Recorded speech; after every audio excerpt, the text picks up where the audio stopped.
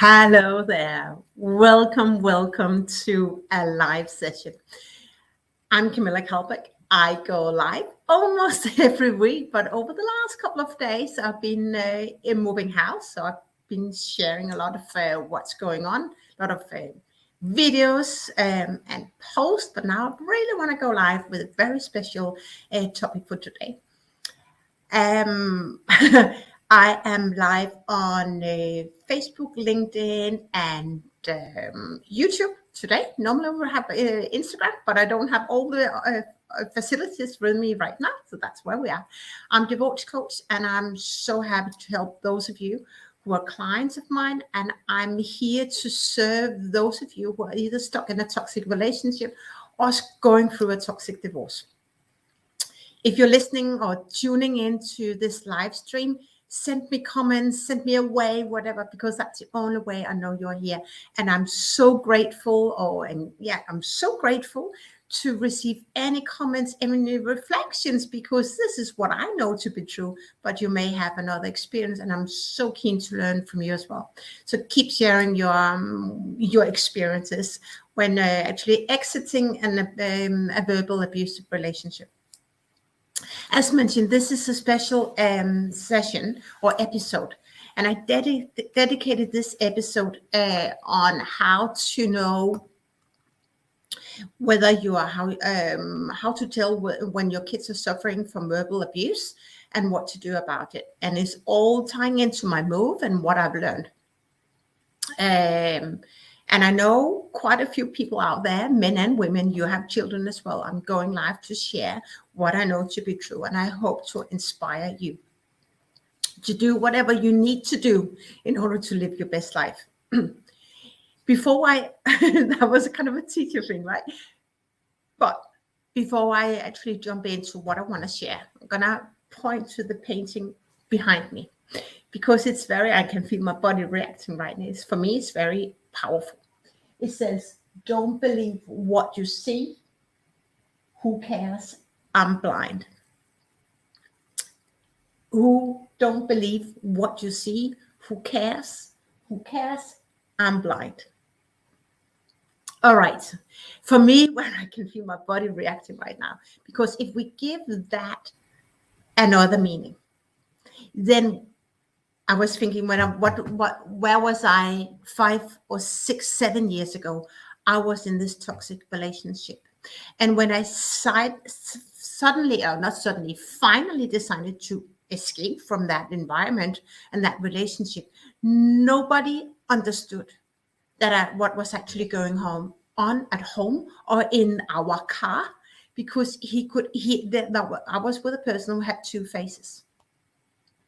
Nobody believed it. Like, nobody believed my story.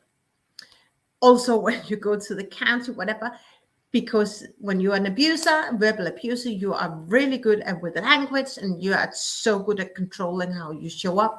But you may also just fall through. Anyway, maybe that was a sidetrack. But this thing about don't believe what you see, it has many meanings. It has a meaning. What I know to be true is that when my daughter was in kindergarten, none of the kindergarten teachers understood what was really going on. I shared before that we invested in our relationship. I invested money in a relationship that could never be fixed. I knew my inner voice told me, Camilla, this is not going to happen. You're not going to find happiness until your ex, now my ex, your partner, has worked on himself, has grown, has healed his childhood wounds.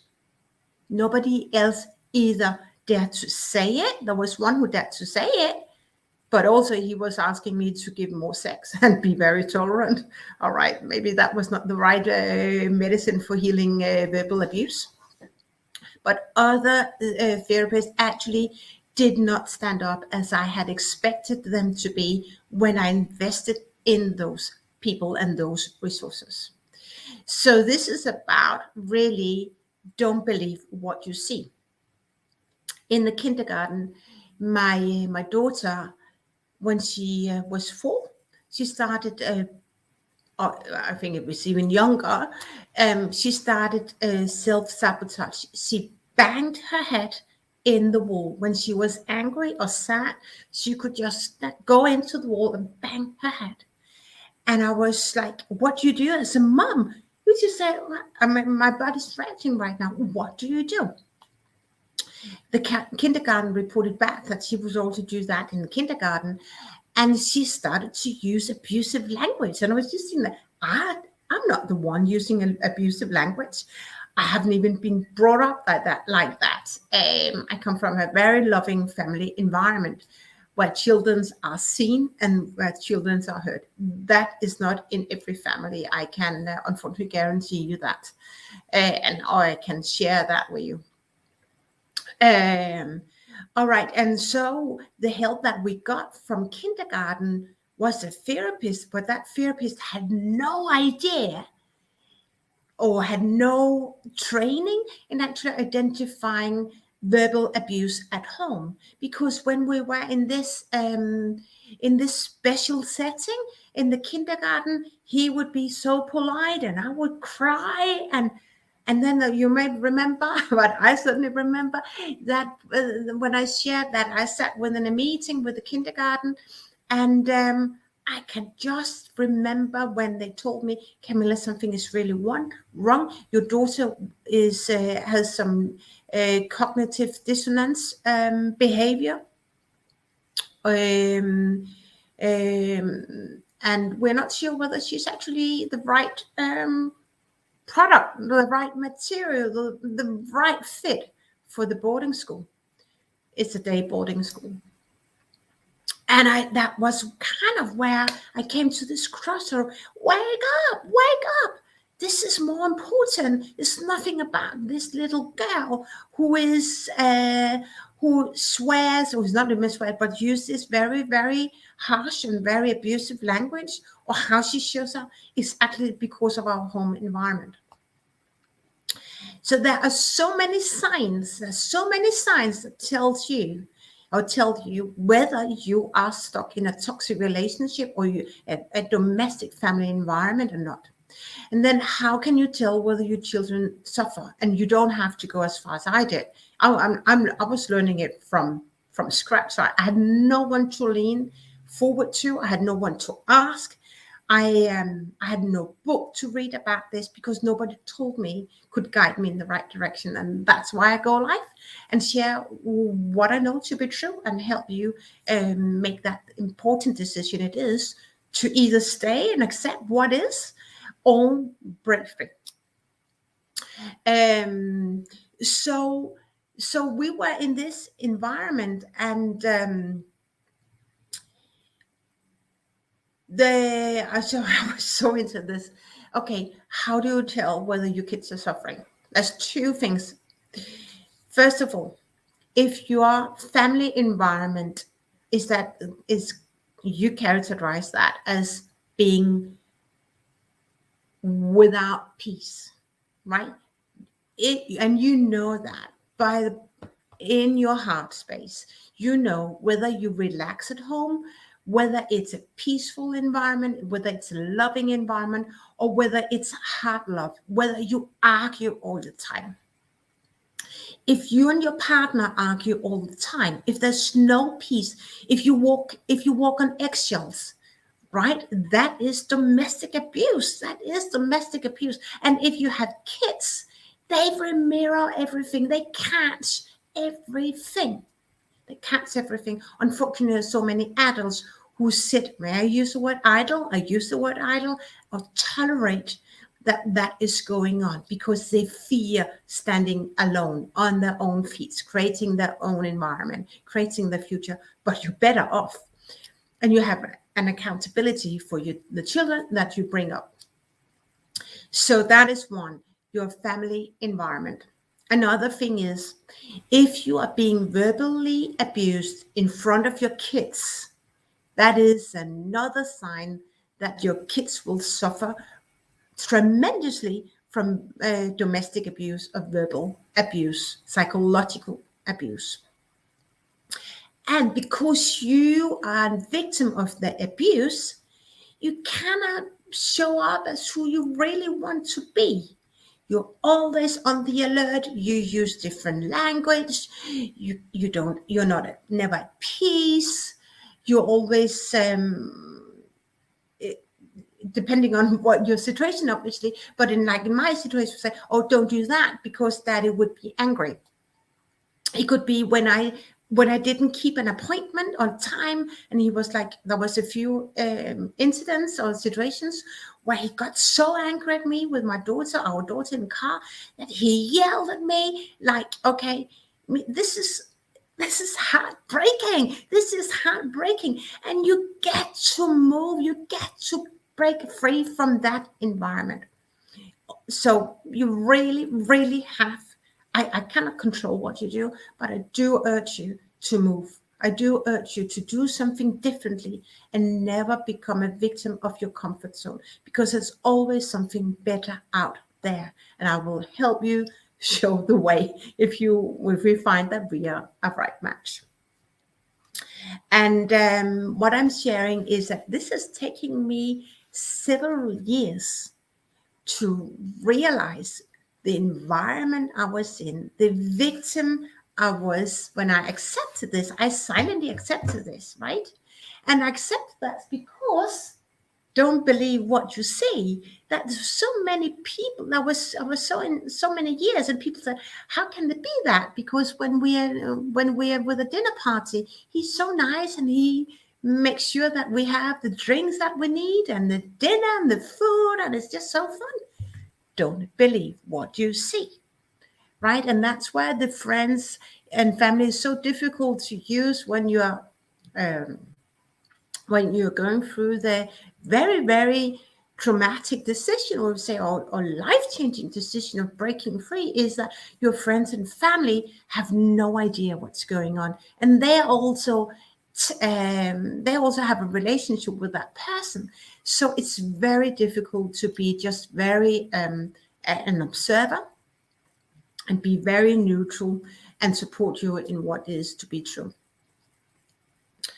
And that's why you should work with the right support of professional resources. As I shared before, I've been working with some resources, professional resources, who did not set me up for success, who had no idea, and they couldn't, what do we say in English? They couldn't detect the person, the verbal abuse I've received. So you got to work with people who have experience in this area.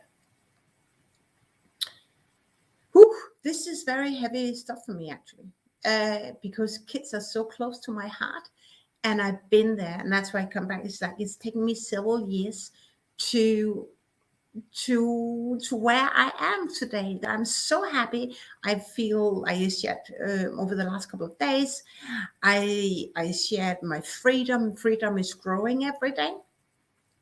I'm so grateful for who I have become. I'm so grateful of the life that I can give my daughter, and I have the ability to give my daughter. I'm becoming stronger every single day. And I can say the abuse is still going on if I allow it to affect me. But I'm no longer there. I'm no longer there. And that is a key step, that you observe that your abusive ex is still an abuser, verbal abuser, because he hasn't healed or she hasn't healed, right? That takes a long time. That takes years for that person to heal, if ever. There was one person who told me some time ago, I believe that any verbal abusive partner can heal. I'm not sure. It's like when you go to coaching, either you're ready to grow or you're not ready to grow. You're ready to grow when you're ready to leave your comfort zone. If you are a victim of your comfort zone, then coaching will not help you. It's all about how ready you are to embrace the unknown and how ready you are to look inside and not just blame everyone around you that they have to change, and then you will live a better life.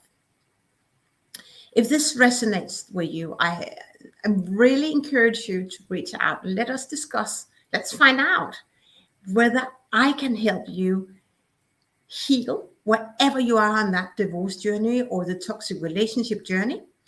And then discover whether I can help you heal and whether I can help you live your dream life. I help so many men and women now, and I'm so thankful that I serve those women and men. And you may have spotted that, but my mission really, and I was a dear friend Tassa, is that my mission is here to help you get a better life. And if you also have children, I will help you children to get a better life. But what matters is that, or where you're going to start, is for you to heal first. You can't help anyone else get out of pain if you're still in pain. That doesn't work. It doesn't work.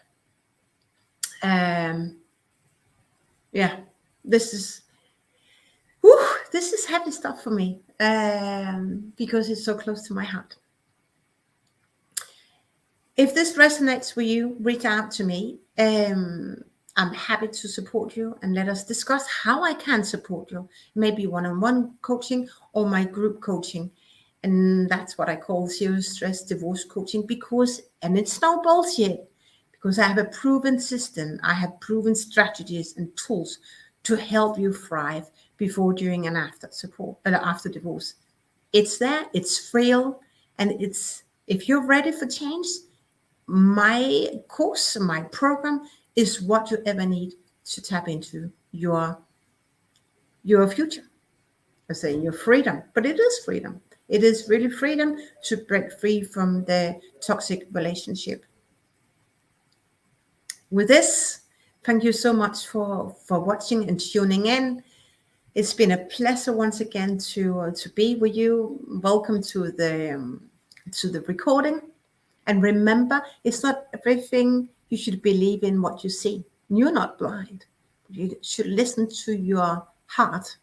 Listen to your inner voice. Listen to your North Star and where you want to go, where you're in right now, whether it serves you, right? Does it serve you, really? Yes or no? You know that. Don't be a victim of your comfort zone, because it don't serve you, doesn't serve you. With this, DM me if you have any questions. I'm happy to help. I'm here to help. That is my mission in life. Enjoy the rest of the beautiful, beautiful Tuesday, and be in touch. Bye for now.